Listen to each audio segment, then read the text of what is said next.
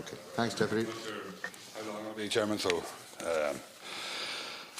like to thank you for the opportunity to discuss this on this bill.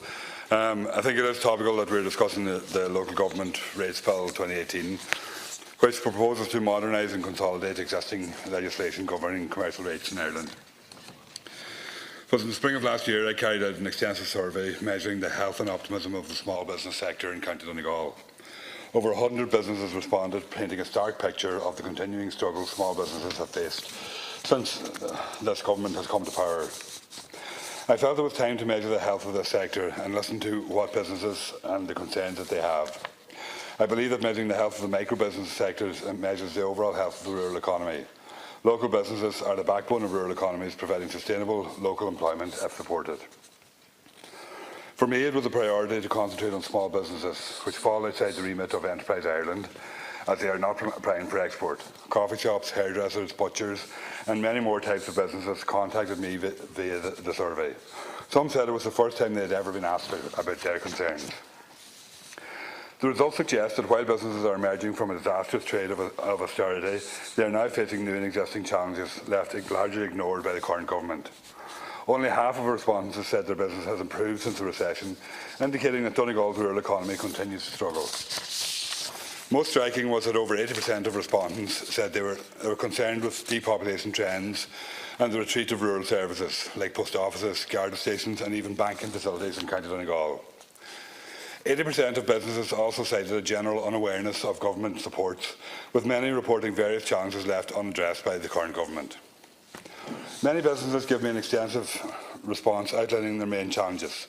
Most of them mention commercial rates, the high level of rates, inability to work out a long-term sustainable agreement with the local council, and persistent anomalies in the rates assigned to businesses across the county. And that is across all sectors, all uses and types of businesses. They all had the same response. And indeed, in fairness to the local authority, I think it's difficult for them as well, because the rate is struck outside the council, the rates are set outside the council only has to collect the amount that's valued, and then the council can't, well they do, and they have done deals with various rate holders over the years who are experiencing difficulties. But the problem is then at the end of the year they still have to levy the full amount on them, and this is very frustrating for business people. You know, you do a deal, get a reduction, whatever it is, 50% reduction, whatever. Next thing the council sends out a letter to you twice a year demanding the full amount and threatening all sorts. And you say, but sure, I've already done a deal with you a couple of weeks ago, but that doesn't matter because legally the council has to go down that road, and that's extremely difficult. And and then there's all sorts of anomalies as well going around in relation to the rate system. Like, I know, for example, there's a hotel in Glenconkill, now it's closed now, it's been closed for many years, but that hotel in Glenconkill had the exact same rates as two hotels in Ballyliffin, where the Irish Open was on this year, a world-class golf course in the town and village, and two hotels there have the equivalent of one hotel rate bill in Glenconkill, which is just nonsensical.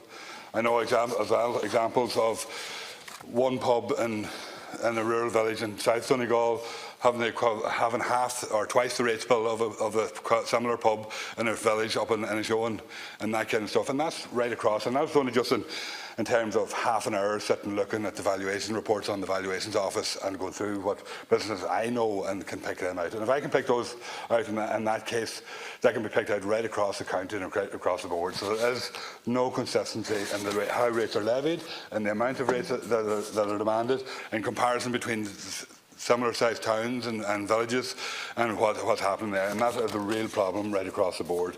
And unfortunately I don't think this bill does anything to address that, but it's something that needs to be addressed.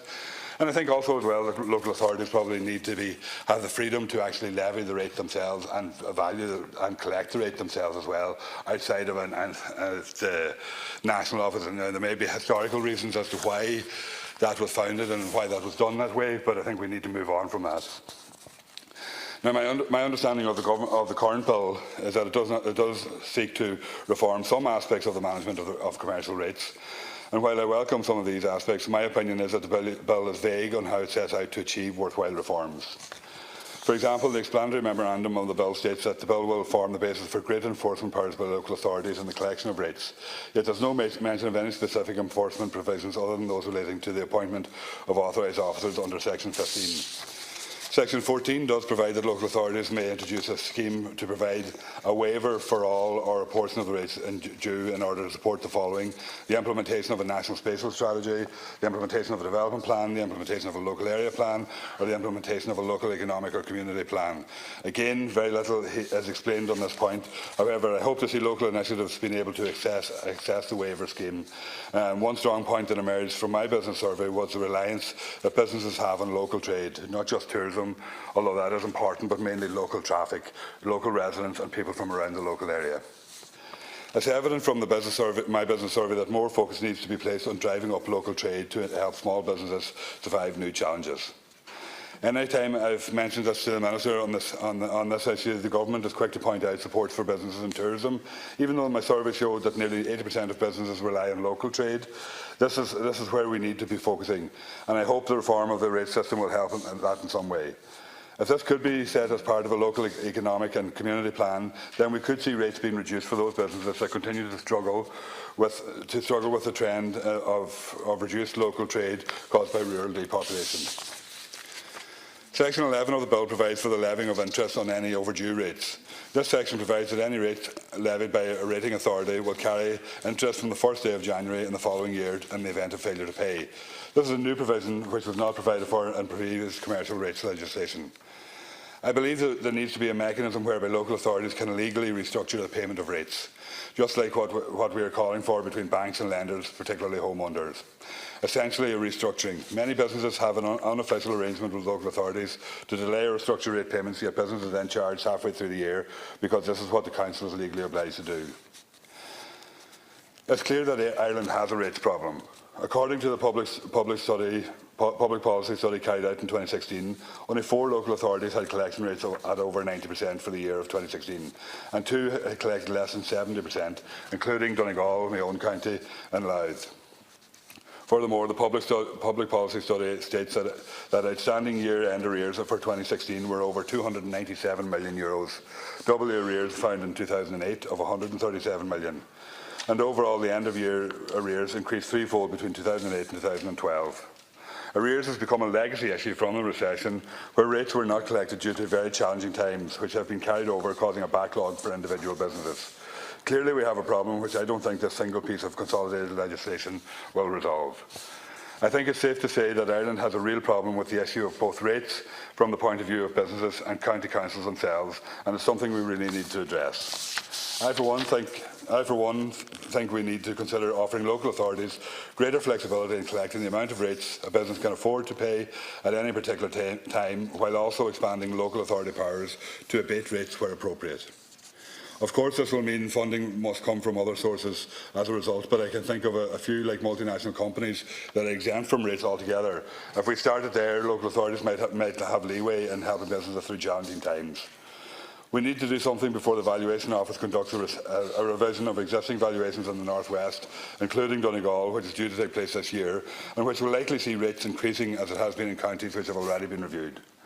Ultimately, if the government paid more attention to small businesses, they would know they have a lot of great ideas and understand local economies better than Fine Gael has been shown to date.